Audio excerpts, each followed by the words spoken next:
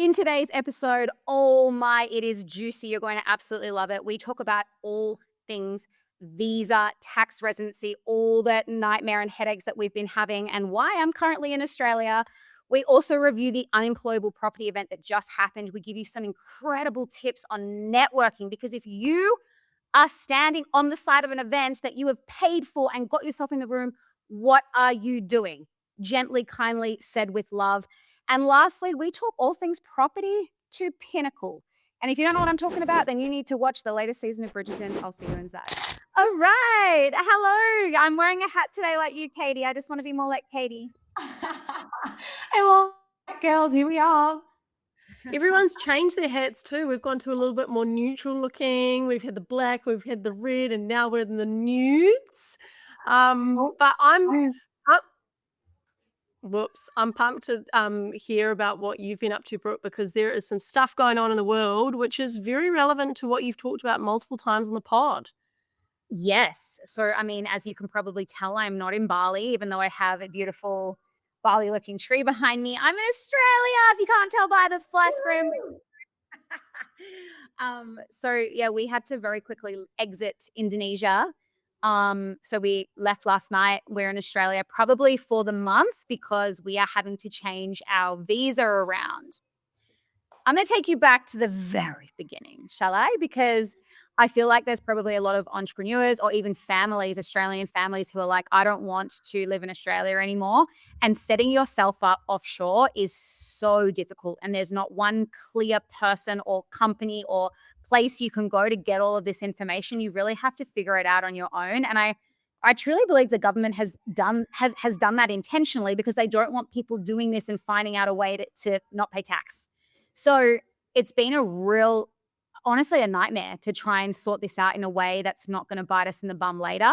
There are hundreds and thousands of people doing this incorrectly. They're living in what I like to call the murky, like parts of law where it's like they're not living here, but they're not living there, and they don't fall into this category and they don't fall into that category. But they're still doing things that are really ruining it for everybody else who are trying to do it right. So, and I apologize if anyone can hear. We have a zoo. I'm living in my family home. So there's like kids running around. It's just chaos in there. So I'm outside. I caught up with some school mums on before we had to leave, and they were like, "Oh, we have so many like families who live in Bali but still claim Medicare." And that's like a massive no-no. Like that's why the government is cracking down on residency because they're like, well, if you're still claiming Medicare and you're not living in Australia, then you pay tax. You are a tax-paying resident. So there's lots of that happening, and this is the people living in the murky area. But we're trying to cleanly break away from Australia in a way that it means they're not going to be able to come and claim half the money that we make. So when we first moved to Bali, we were told to set up an investor kitas, which means we were under the category of investing money into Bali. And that got us like a range of things. Now, again, this is like a very murky, blurry kind of visa at the time. We got it. We never intended on being investors. Now, there's been some changes around that visa, which means you could at any time have to prove that you have invested, and it would actually be equivalent to $2 million Australian over the length of your investor kitas. And if you haven't, then you'll be liable to pay up to 30% of that $2 million to the government, the country, which that scared the shit out of us because we were like, well, we were told by a Balinese rep that we use for our visas that was the best way to set ourselves up. It was the easiest, it was the cleanest, and they would tick some boxes to say that they cited a certain amount of money in our bank account, et cetera, but he didn't actually see that, right? We didn't ask many questions because, again, just wanted to make sure that we had something to say that we could stay in the country. So now that we know this new information, we are changing our kitas to a working visa, an online remote working visa, which means we had to show tickets of us leaving the country and they're going to reprocess that visa. However, there's Nepi Day, which means immigration shuts down for 2 weeks. So we're sort of stranded in Australia until they sort that out, which who knows, 5 days could turn into 60 days. I just don't know. So that's on the visa front. And we actually had a friend who the immigration took away her passports. She was in immigration for 8 hours having to prove her investor status, and she couldn't either because she was told to set up the same way, and they were demanding that she paid money. And so she had to have someone in Bali sort it out for her and negotiate on her behalf, which she managed to do. But for almost 24 hours, she had no passports.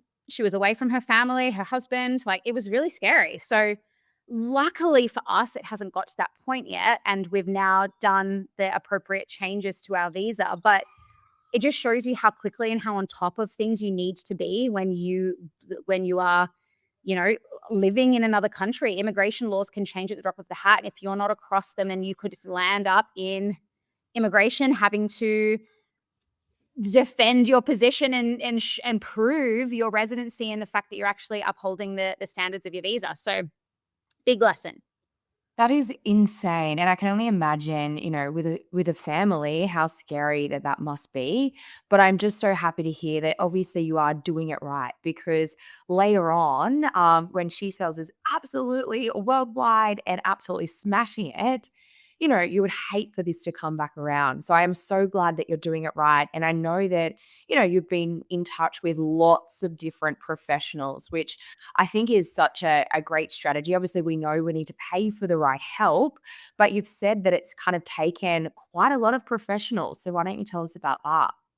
Honestly, if I like my poor husband, so he's the one that's been sort of spearheading all of this because it's just something that he's taken control of. So he's spoken to we finally on our 10th, 9 different accountants, finance advisors, just people who say that they specialize in offshore setups and have received different information from every single one. Now, the last lady that we've spoken to has been the most across all regions, which is so rare. And I would be more than happy to give this woman any amount of business because she's the one that's got things moving for us. She's in contact with our Balinese visa agent. She's in contact with our UAE visa agent. She's in contact with our Australian accountant, and she's communicating with them all, and she's poking holes in everyone's logic because everyone's only out for themselves, right? So our Balinese visa, as much as we trusted him, she's like, it's in his best interest to put you on an investor kitas. Didn't know that. How would we know that? So he told us he couldn't change the status of our visa, even though we hadn't fully processed it. She pushed back, she poked holes in his logic, and he was kind of like, fine, I can do it. So it just Wow. goes to show, it's really rare to find someone that actually has an understanding of how each country operates and what is actually involved in immigration and what do you need to meet in terms of holding a certain residency. It has been such a headache. It's actually hard for me to even put it into words. And I honestly, for any entrepreneur out there or people who are breaking away from Australia and their tax residency, it's not a clean break. It's not like you just tick a box and say, I'm not a tax paying resident anymore. No, no, no, no. There are so many things that you must do to prove that you are a tax paying resident somewhere else. That I just hope and pray that you are getting the right advice and making sure that you do everything by the book. Otherwise, the Australian government will come for you. It's not even a maybe. They will 1000% come for you, and they will ask for however much percentage of your global wealth is owed to them.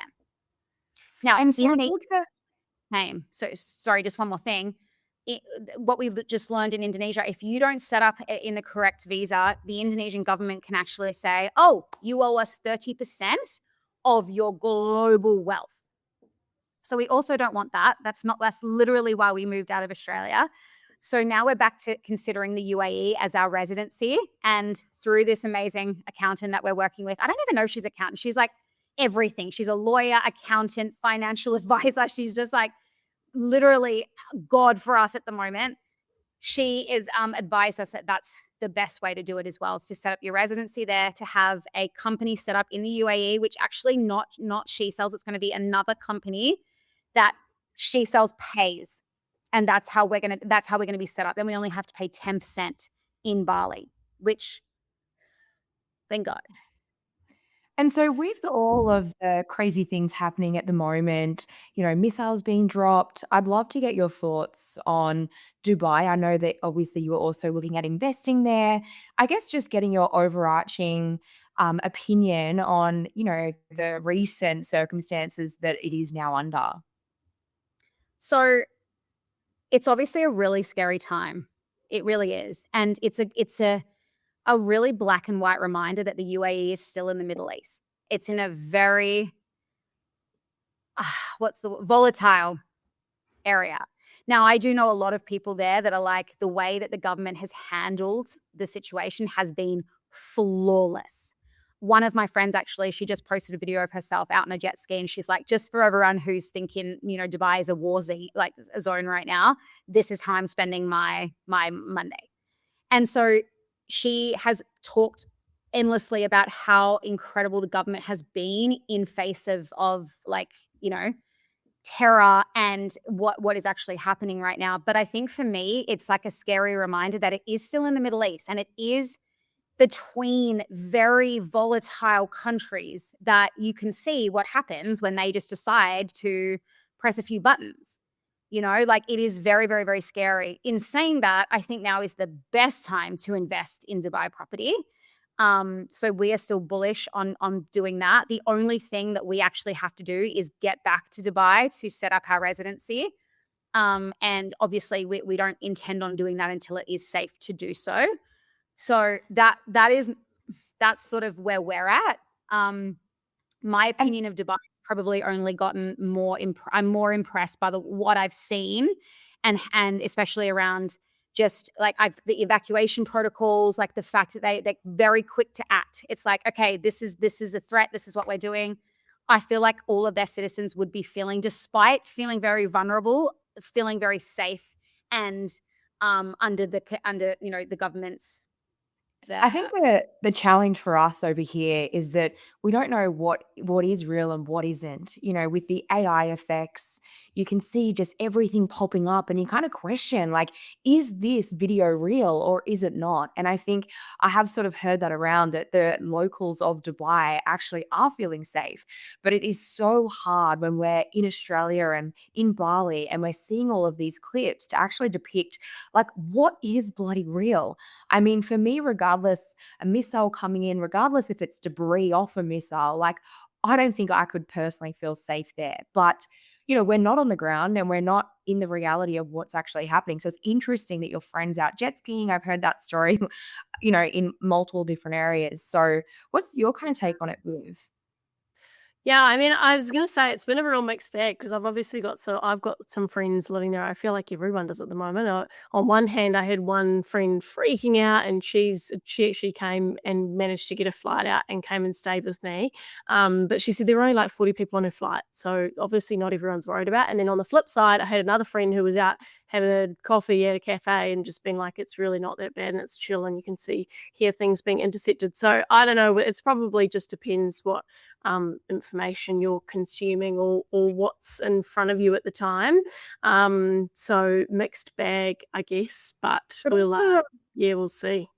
also your own sort of threshold for, I mean, like, I agree with you, Katie. The sounds apparently are the worst. Like, they're the most deafening. And I think, hearing even the fact that the missiles are being intercepted, still hearing that could be really scary. And we have some friends there who, she's actually sent videos directly, and you can see the glass on her building, on her high-rise building, shaking. All flights have been suspended, so the only way she can leave is they've got a private jet picking her up, and that's how they're getting to KL. Now, in that situation, I understand how scary it must sound and feel to be there, and just how vulnerable everything is. Though I couldn't think of anything worse than flying right now. Or like, I think that is the most scariest thing, to be in the air when there's missiles being intercepted and whatnot. Like, to me, that is scarier. I would be having a full-blown panic attack if I was on a flight out of Dubai, rather than just staying put, knowing that, like, the government has really, from what I've seen, it does sound like the government has things under control. Like, the negotiations, the discussions that are being had, it all does sound like Dubai, or the UAE, is putting its citizens, like, and the safety as their very first and foremost, like, top priority. And I think that it's this is probably not going to be a favorable opinion, but I'm going to say it anyway. I mean, people are over in Dubai to make money and get ahead and the opportunities, and it's like, and to save tax. That's the reality. I would just prefer to pay the tax. I don't get Well, it.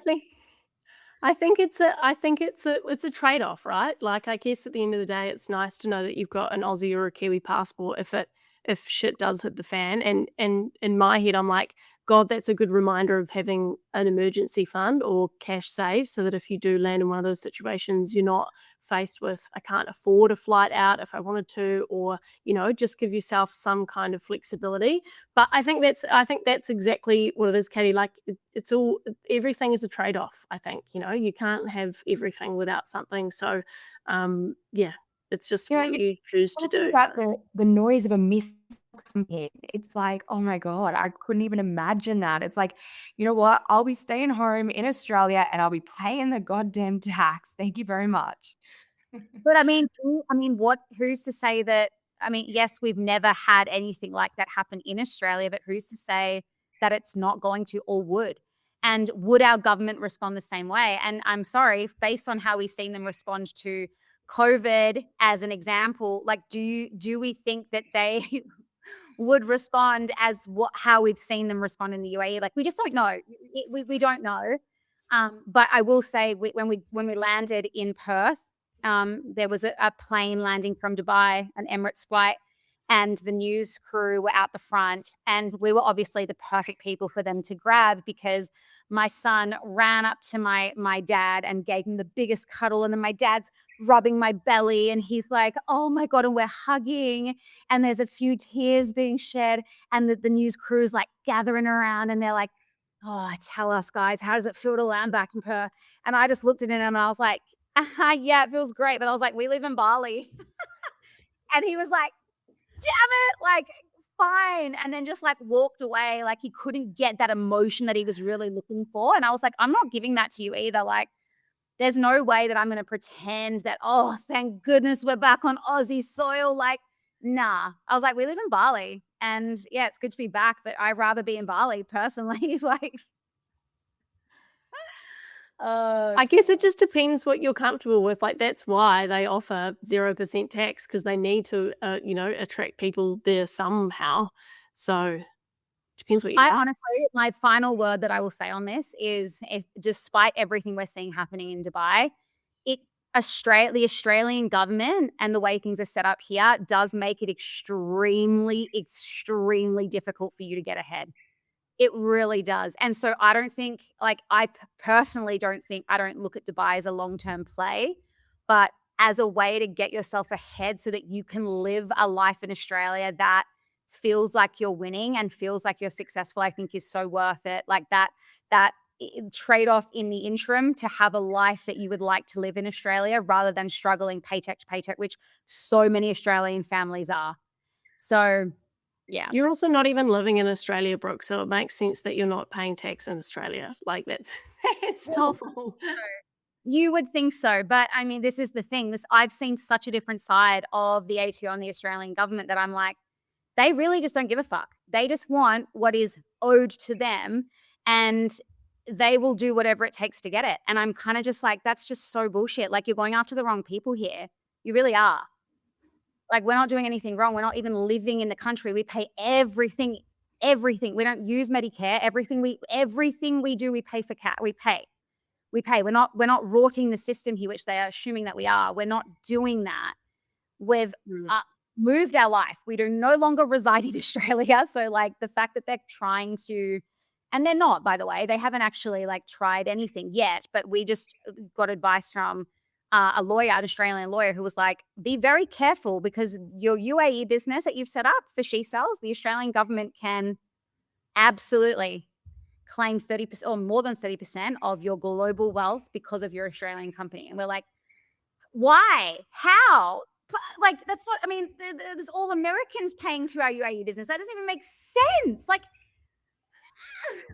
It's gonna be fascinating because if you think about it, I'm sure people have been structuring things creatively for, since the beginning of time. But the reality is that remote working didn't really come into effect fully until COVID, right? So that's 2020. Then when did stuff open up? 2021. We could go to Aussie, 2022. So it's really only been a few years of people like this sense of globalization where people can really work from anywhere. So it sounds like the rules are just really dinosaur, not ready for present day stuff, plus they'll be, I mean, it's their sales. If they think of the country as a business, right, they're trying to get their income as best they can and hold on to it, but it's not set up for present day, so it's going to be fascinating to see it change.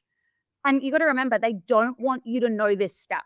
The reason it's been so hard for us to get advice on this is because they don't want you to know. They don't want you to know because why would they? I mean, it means that they're losing an Australian citizen's money essentially, and especially because we have a business and a company, they're losing out on what they are owed because we are moving ourselves offshore. And it's like it really I never wanted to believe it. Like when people say, oh, they don't want you to know. And like, you're conditioned to be the perfect employee from the moment you step into a classroom, which I'm seeing more and more of now that it's actually happening. Like 10 different people to get us this advice. 10? 10? And like, I mean, I don't even know. I mean, this woman has been the best so far, but is she giving us accurate advice? How? Who? What can I base? Like, how can I check? I can't. And that I just have to. it's like, when losing professionals, especially with something so complicated like this, especially in the accounting world and the legal world, sometimes getting that second opinion. I know a lot of the time, with our books and our accounting is that we will get a second opinion just to kind of check over it because, one little mistake can cause such issues, especially structurally. So I hope that she is your knight in shining armor, because I think going through 9 different people is is intense. And I think just again, I'm not sure if they were referrals, but I know that getting the word of mouth of and referrals, doing it that way sometimes can save maybe a few bad professionals.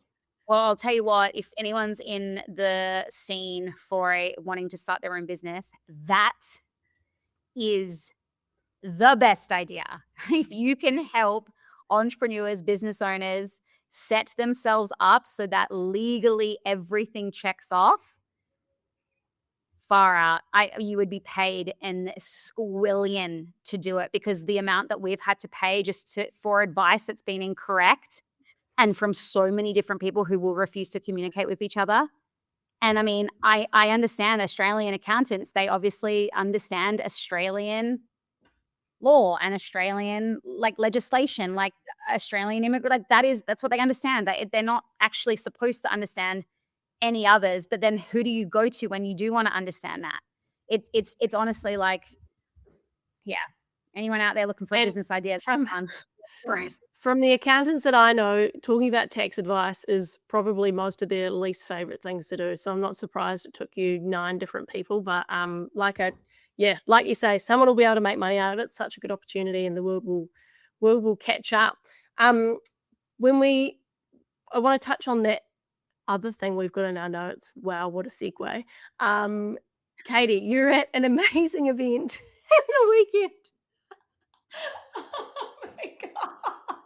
This is aimless podcasting over here. Hi guys, look at our notes. Wait, so what the Anyway, listeners tell us do about the unemployable event. what the listeners also need to know is that there is no real editing in this. So, yeah, that's probably gonna stay in. Well, it was Good, so good, wonderful. true. Yes, went to the unemployable property event on the weekend. Well, it was actually a 4-day event for me. It was phenomenal. I actually got to meet some of our She's Unemployable listeners, which was like actually so special. I think, we come on each week, you don't really know who's listening, who we're helping, like are we even like helping anyone? It's really hard to grasp who's actually listening. So I had actually quite a few people come up to me at the event, and say that they love She's Unemployable. They don't miss an episode.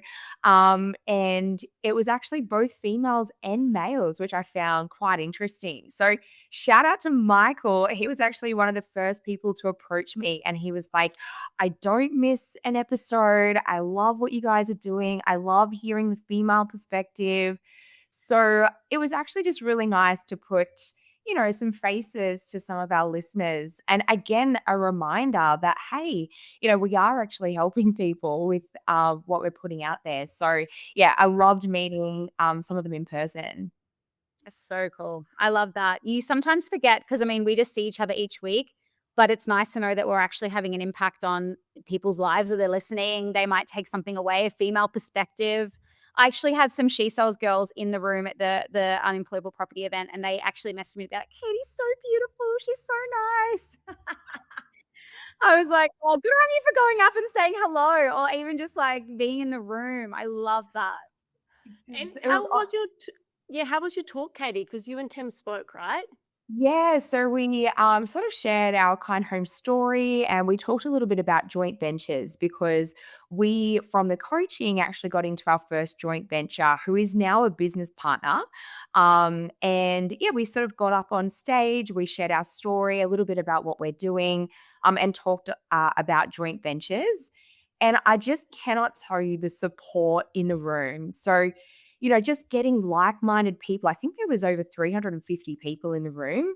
Getting like-minded people in the room, all unemployables, was like just such an incredible experience. And then after the event, we had so much support from everything from, our community members just really loving our mission and what we are trying to do with Kind Homes, from big hitters, money partners, land developers. We had an MP who's probably listening now as well.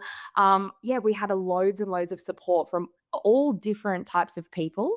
But I think, I wanted to kind of bring some takeaways forward from the event. First one is just getting in the right room. It's, there were a lot of like younger, hungrier, unemployables that haven't yet actually started. There were people from all over Australia, New Zealand that actually took the time and money to fly into the event.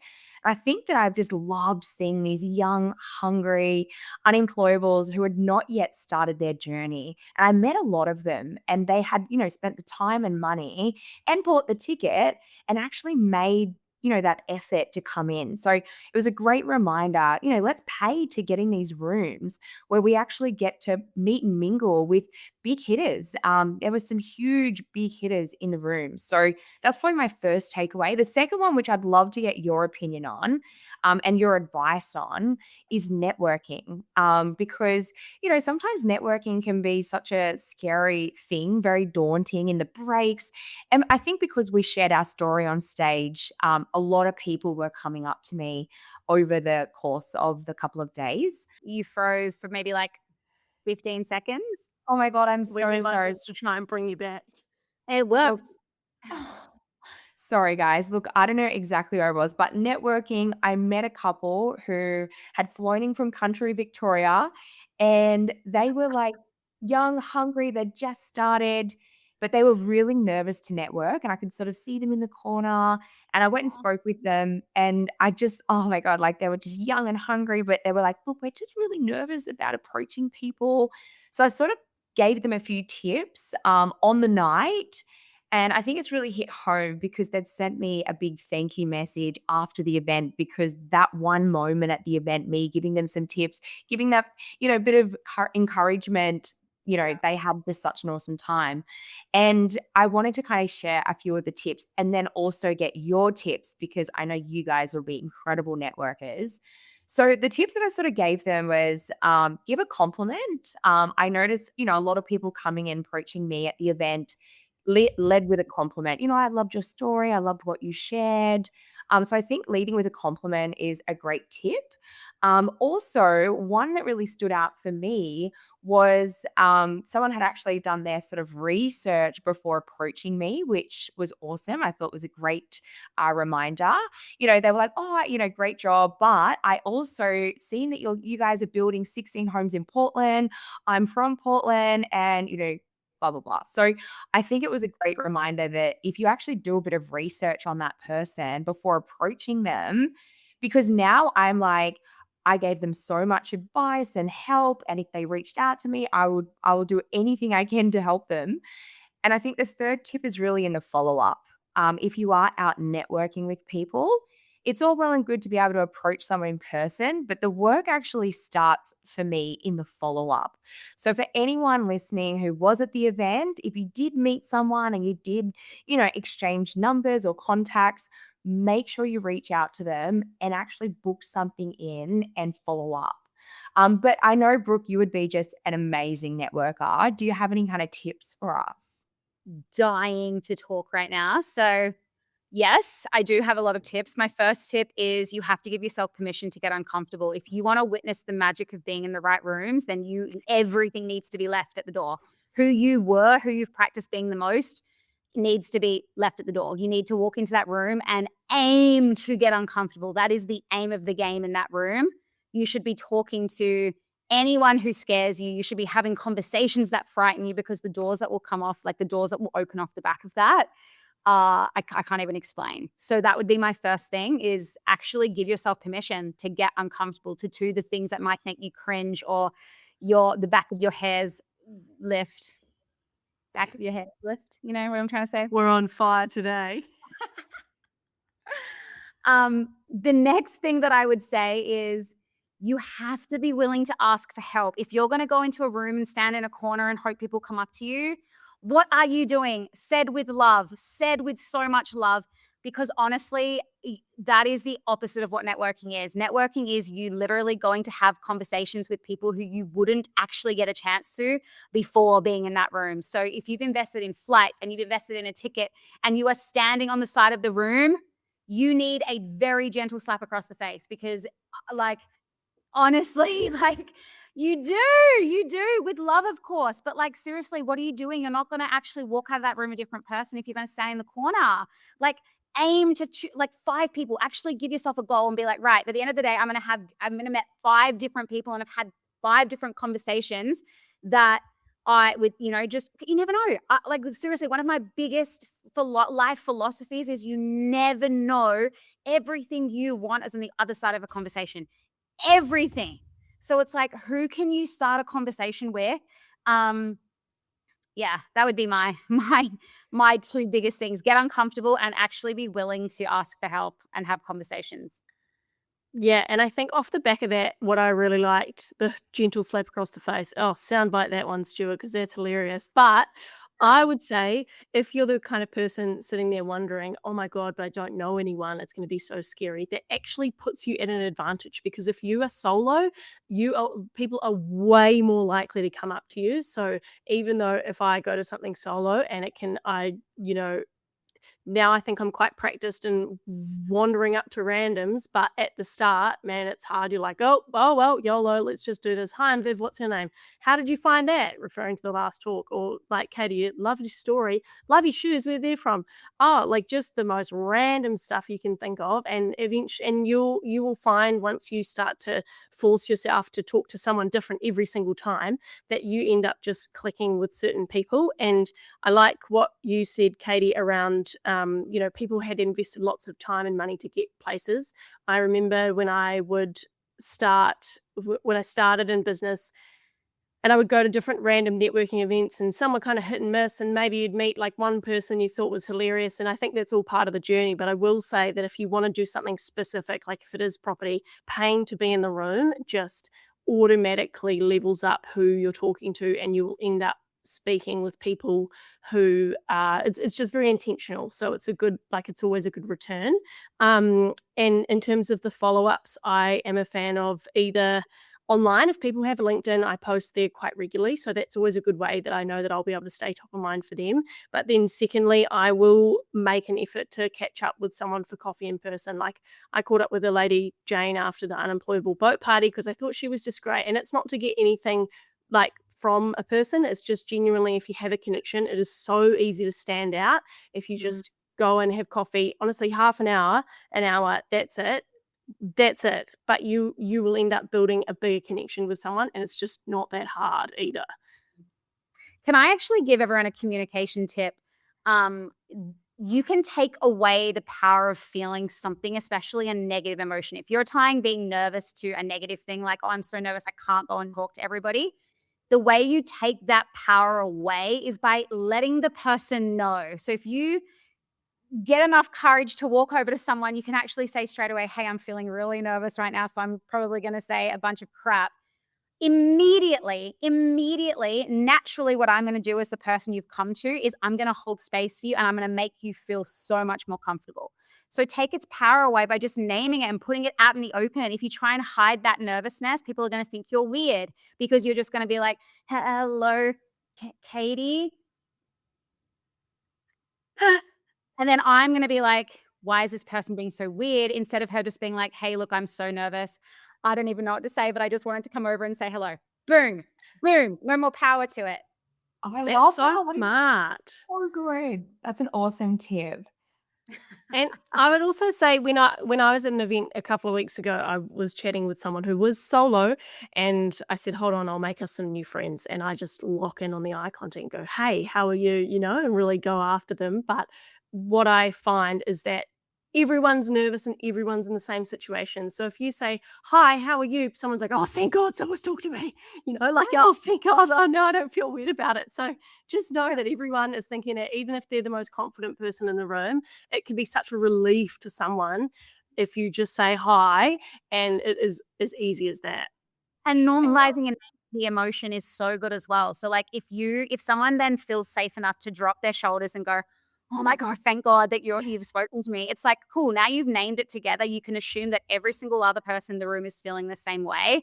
When you go and speak to the next person, you can name it by being like, "Oh, these environments can be super nerve-wracking, so I wanted to come over and introduce myself and say hello." Boom, again, you've done it again. And it's like just by naming and validating the emotion of somebody else immediately makes them have that emotional safety to go, oh my God, thank goodness, me too. And then if you've connected, you've had that human moment together where now you can be like, all right, let's actually be normal humans and have a chat. Like, And you know what's so awesome with the event is the women in the event. So there's actually less than 13% of women are developers. And it was really cool to see quite a few females in the event who were actually hungry and wanting to get into the development space, not just property. I actually had quite a lot of women come up to me. And I think that, hopefully the times are changing that more women are actually open to get into development, because I did have a lot of women actually approach me on the day and they are serious about getting into development. We have quite a few of them actually joining our coaching program, which I'm pretty excited about. But I thought I'd just kind of go over a high level view on kind of the event, which was find, fund, and develop. So, one thing that wow, she always leaves us on a hook. One She thing, say, I'm like, what was the thing? The thing. Katie, Oh, there she is. we got to the one thing. Starlink again. I don't know what's happening. I'm so Come on, sorry. Elon, sort your shit out. Well, sort it out, It mate. is raining, so maybe that is why. Look, I won't harp on it too long then in case it cuts out. You guys just pause and like, oh no. So find, fund, and develop. If you guys are looking at getting into a development, and the reason why I'm bringing this up is because I did have a lot of women approach me on at the event who were She's Unemployable listeners, and sort of discuss development. So if any of you guys are listening, so what we really have to work out is which part are you? Are you the finder? So do you find the property and you're out there calling real estate agents? You're online looking for properties. Are you the finder? Or number two, are you the funder? Do you have capital that you can actually put into a project? And then the third is the executor. So are you actually the developer? Do you understand what needs to be done to actually get the development off the ground? So when we joined Unemployable Coaching, we were both the finder and the funder, and that was kind of our two pillars, but we weren't actually the developer. And so what we did is we actually JV'd and partnered with someone else in the group who had that development experience. And so that way we were actually able to hit all three pillars. So just for anyone listening, don't think you need to be all three. You really don't. Maybe, you don't have that capital. That is totally fine. But maybe you can really find these deals. You know what you're looking for, you know the real estate agents, and you're working really hard to find the deals. You don't need to have all three. So if you did want one to start, you're like, where should I start? Which pillar should I work on? I would definitely work on being the finder, because if you can find the deals, you will find the money and you will find someone that will want to work on the project. And finding the deals is actually a free thing that you can do. Being on realestate.com, calling the agents, letterbox dropping, door knocking, it's all free stuff and it's just actually time heavy. So if anyone's getting into development, that is the one that I would learn is the find. When you say you said you'll find the land, I guess, or the property, and then you'll find the money. How would you actually suggest? Because I also believe people can get resourceful to find the funds to make it work. But as I guess like some advice to women who, not even women, just anyone who would start with learning and how to find, how would you suggest they find the money? Like, what would be some strategies or some places to look? Like, what would you actually suggest for them? So if you have a little bit of working capital to get started, you would be able to, put the deposit on the land. You might be able to actually pay for some of the consultants to kind of get the project off the ground. So ideally, you would have a little bit of working capital to actually get started. And if you're in that boat, then you could then go to a finance partner. So we are using Fincierge. They were there at the event. They did an awesome talk. Congrats, Paul. That was amazing. We are using them to actually fund our deals, and they are a private lender. But if you really have zero and you are starting with nothing and you find a really good deal, you've got to get yourself into groups. There's Facebook groups, there's the unemployable property group, get yourself at events. And basically, you need to find a JV money partner. So you've found the deal, you are then taking it to a JV money partner that you would then give a cut out of the deal, maybe a percentage on the capital. But if you don't know how to execute the deal, you also either have to find someone to do that or you have to learn that skill yourself. It's like you, Brooke. You said you had a bit of working capital. You're looking at potentially deploying that somewhere. Well, you might deploy that into a developer who has found a deal, knows how to execute the deal, and you would then fund the deal. And the great thing about oh, here we go. Here we go. She's unemployable. Have a money partner. Hey, Brooke, we actually have quite a few deals going on at the moment that we're looking for a money partner. So, hey, I might hit you up first. Here we are. Hey, guys. Nash, nowhere to put it. No, I'm kidding. And you'll officially be ticking the property box, Brooke, if that happens. We'll make Katie happy. I needed to. It's like it's happening in 2026. 2026. Just on the finding of the funds as well. Like, start to think of just as a more of a long-term play. Like I've always said, adding in a side hustle or bringing in additional income that you can then just put away could be a really cool play too. I actually, some of the women who were at the event were talking to some of the She Sells girls that were there. This wasn't a strategic play, by the way, but my girls are just, always on the hunt, always looking, always looking. And they had been sitting on the sidelines about remote sales. And the thing is with that is that's costed you money already. If you've been sitting on the sidelines looking in for a period of months, even sometimes years, like you got to look at the opportunity cost that you've lost. Like that could have been 12 months if you earning 10K or more in addition to what you're already earning it's crazy to me that people don't look at it like that. They're looking at the upfront investment as opposed to, well, how much is it costing you from just continuing to watch and not ever acting on it? So bringing in another revenue stream as well, from being able to work from home. Bye, Katie. So yeah. Clearly, I was boring her a little bit. She's like, yeah, no, we don't want to talk about that. But I like what you're saying, Brooke. And do you know what? One of the biggest mistakes that I made early on in my journey was doing stuff and not following through on it, because that is very much part of my personality trait as an activator. I'm good at getting stuff started, but the amount of things I'd be like, okay, I'm bored now, or like, no, it's not working, and then just move on to the next thing. There has never been, and even when I have moved on to the next thing, like there's never been something that I've done or paid for that I have regretted. And even if I have bought and paid for a whole course and watched the whole thing, I'm like, wow, that's given me a really different perspective. I can park that. Oh, actually, that's not right for me now, but at least I understand it deeply. But there's never been something that I've learned that I've been like, oh, wow, that was a waste of time, you know? Exactly right. And this is why, like in the sales process, we actually do part of the call flow is a part called consequence. And what we do in that part of the call flow is we actually get them to weigh up the flip side. It's like, okay, let's say things stay exactly as they are, and you continue to hate your job, or you continue to get denied by all these banks in acquiring funds. Like, what does the next 12 months look like for you?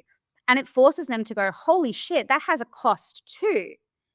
For me, not finding an initial investment of 10K or something to generate more income, that has a cost too. It's not so forthcoming, it's more invisible, though you have to look at that. It's such a good driver of decision making. It's like, would you feel proud if in 12 months we had this exact conversation, except things were the same, if not worse? And the answer is always no. Okay, so if the answer is no, what needs to happen right now to ensure that doesn't happen? Because if you stay on this same train, you know where it's going to take you, to a place you don't want to go. And it's literally black and white in their face, where they go, holy shit, if I actually don't change something, then I will be having this exact same conversation. And hello, welcome back. Sorry, guys. Elon is not loving me today, so apologize. We thought you got a bit bored with what we're talking about. Yeah, subbed out. Yeah. No, we're in the property section. What do you mean? My eye would have ready. Oh, I had a very strategic pivot into remote sales. Love that. Do you know of something funny that happened yesterday, which is probably on point for this? My sister's staying with us at the moment, and she said to my housemate, "Oh, have you got the Sunday scaries?" And he's like, "What do you mean? Like, I didn't even go out last night." And I'm going, "Yeah, what are you talking about?" She's like, "'Cause you've got work on Monday." And we're like, "But we like our jobs." Like, what do you mean? She's like, "No, I get Sunday scaries because I don't like my, like, because like lots of us like don't like our work." I'm like, what? I've been there before, and I know what that's like, and I know what it's like to be at work on a Wednesday and be like, dear Lord, get me to the weekend, and think this can't go on. But that was a good reminder that if for any of those like courses or the taking the action, as long as you do the thing and follow all the steps, there's virtually no way you can fail. You're either going to get good at that thing, or it's going to open up the door to something else. Like, I couldn't tell you one person or thing ever who has invested time and money into something, done it, and it hasn't worked out, that hasn't either led to some success or opened a door to something else, you know? I'm going to blow your minds with something, because this is the comfort zone trap that people get stuck in all the damn time. People mistake being uncomfortable and growth with being unsafe. So they make things mean something. They're like, oh, when I'm in my comfort zone, I've got my stable 9 to 5, I'm doing all the right things. That means I am being sensible. They make a story be attached to it. And so when they see a different opportunity, it's not that they don't want it, it's that it feels too unsafe for them to take the risk. And I always like to make that clear differentiation. I always, a fantastic reframe is it's like, hey, just because something feels different, just because something feels uncomfortable, it doesn't mean it's unsafe. And as soon as I make that differentiation in their mind, they're like, oh, fuck, okay, good point. And it's like, your brain wants familiarity. It wants predictability. It wants all of those things. So when you do something uncharacteristic, of course it feels uncomfortable. What do you mean? It's not going to feel good. It's going to feel like shit. When you pay $10,000 for a course, that's going to feel like shit. Duh. Just normalize that. It's uncomfortable because it's a big step. But guess what? It's a step that's going to make you move. It's going to make you grow. Like there's nothing more exciting about that. So I always like to clarify that in people's minds. It's like it's not unsafe, it's uncharacteristic, it's uncomfortable. But what's on the other fucking side of that? And I think just doing the uncomfortable more often, like I have absolutely been a person to throw myself in the deep end. Like, honestly, doing this podcast, how nervous I was. I've only really just started to get a little bit more comfortable. I'm like, where are your notes, girls? Like, I need to practice this. And so I think, the first time it'll be uncomfortable, the second time it'll be uncomfortable, maybe the third time it'll be uncomfortable. And then it will feel that little bit easier, that little bit easier. And then you can finally just be yourself and relax into it. So I think just getting comfortable with being uncomfortable, because as you repeat something and you do it over and over and over, all of a sudden it becomes natural or it becomes a habit. And then you can actually start excelling in that. I love that, Brooks. So it's so interesting because people think confidence is a prerequisite. It's not, it's a byproduct. And this is something that I teach my She Sells girls as well, is I'm like, you learning this skill set is like you picking up a heavy rock and moving it to the other side. And you do that over and over and over again. And there's nothing glamorous about it. It's so unsexy. But here's the thing, the more you pick up that rock and move it, the easier it's going to become. Doesn't change the heaviness of the rock. It's always going to be heavy, though it's going to get easier. So the more you do something, the more you expose yourself to doing something, it becomes easier and easier. And that's how you lift your risk threshold, right? Katie, if we only did one podcast a month, I guarantee you would still be feeling really, really nervous and sick about it. But it's because you're exposing yourself to this every single week. I mean, we didn't even put notes in today. And every part of you at the beginning was like, I like to be prepared, but this has been one of your best because we haven't had the notes. It's like, just because you're exposing yourself to it more and more and more and more. And I'm such a big fan of that. This is why something that I do with myself is every single day I try to do something uncomfortable. I want my body exposed to that as much as I can. I want to do something every single day that's allowing me to grow and remind myself, oh, that's what feeling uncomfortable feels like, because I want to do that. Yeah. It's like a little kid going to school. It's not actually a scary thing, it's just different for the little kid. So that's why it's unusual and like, freaking out. And some people it comes, it's easier than others, but at the end of the day, they still end up going to school and it's fine. So sometimes it's good to just zoom out and figure out it's really not going to be that big of a deal in a few years' time or even a few hours' time. Yeah. So Viv, you actually spoke at an event as well. Why don't you tell us about that? Why don't I tell us about that? Yeah, sure. I went and Have I got that wrong? Am I making that up? No, I just clearly I've spent too much time looking at my computer today. My brain's taking a while to like turn the cogs around. I went and spoke the other week in New Zealand, and it was awesome. I normally get asked about what are the specific marketing strategies that you've used to get, to grow the community with Girls Get Off. And this time it was a little bit different. They asked, can you tell us more about the story and the origin and the problem? So I really dove into the problem that it solves, just in terms of, I don't believe that society has taught women that pleasure is for them. So, for example, if a guy sleeps with a 30 woman, he is seen as more desirable or, after him, and that's respected, versus if a girl was to do that, she's judged. However, they get into a relationship, they're married, all of a sudden she's supposed to feel like sex all the time and deliver on that. And if libido changes from kids or work, then, oh my God, I'm not putting out enough. Am I, is there something wrong with me? But maybe her response or her desire response is responsive rather than spontaneous. So there's lots of things that we're just not taught when it comes to the pleasure conversation. And I really back that up with, well, what's the truth about pleasure? And focused in on, there's these myths and that might be true. And then there's these facts. And okay, here we are in a place where maybe women have the ability, and it's now our chance to take ownership of that and go, okay, that might be the case, but it's on us, and we can totally give ourselves permission to explore ourselves, figure out what we like, and then share that with others. And that can just be great for ourselves and the relationships that we're in.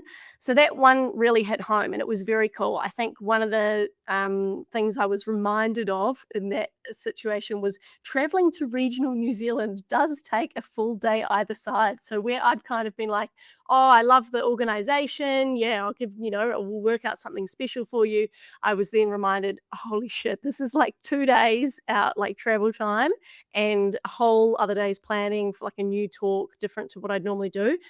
So I think it was a good reminder of it. You can't take events like that are just so powerful for brand trust and loyalty. So for that reason, I don't really mind. If I was purely just a speaker and that was my job, then it would be a good reminder of, okay, how much time is this taking you to get there? And we bought toys and sold them and stuff. So that was all good. But I think it was a reminder of, how powerful that origin story can be, and getting people to connect to your problem and where you come from and why you exist.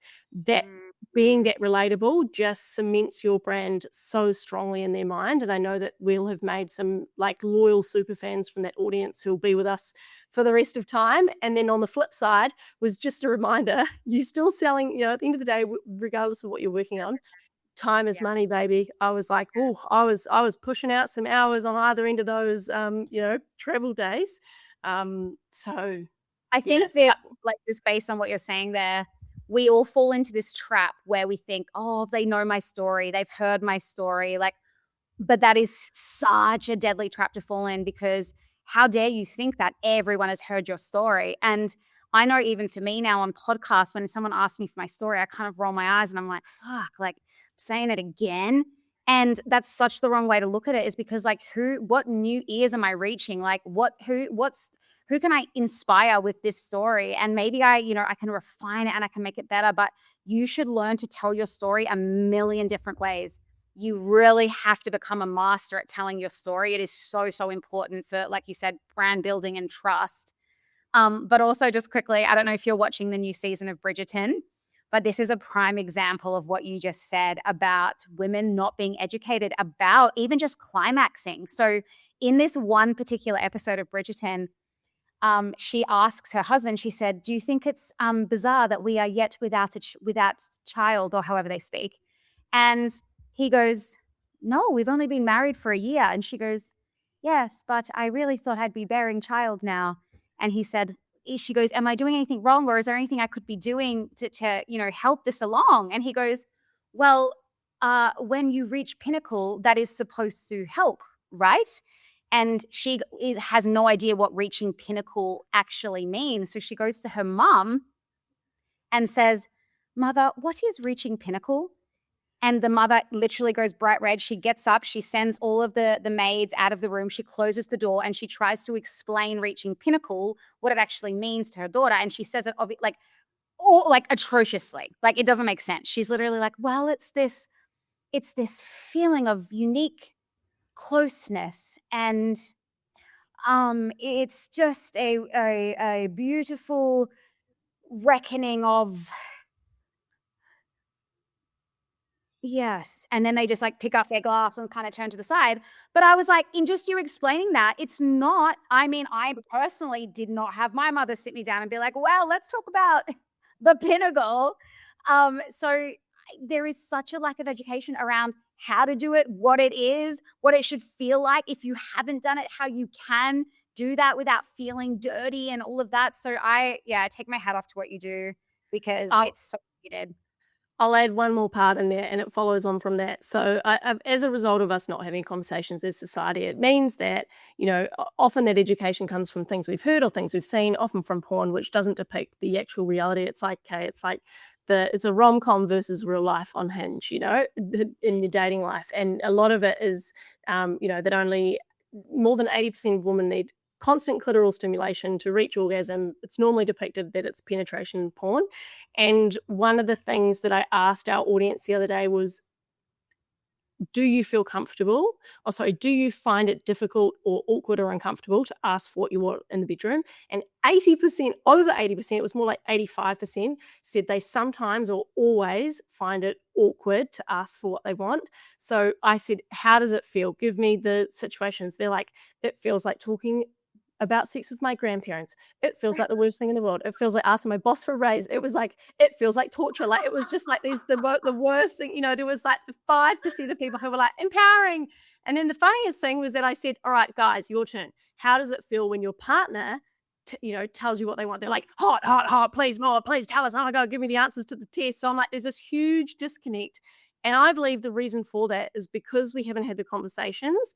It leaves women going, oh, but is there something wrong with me? Am I broken? And I ask, and so I don't want to ask for it because I'm asking too much. And he thinks he knows what he's doing, and he's doing it this way. And I think he wants me to get pleasure from this. And we've been together for 15 years, and I don't want to hurt his feelings. So it becomes this cycle where these women are like, too scary, and the guys are like, for God's sakes, please, what's in your mind? But we can't bridge the gap until we start talking about it more.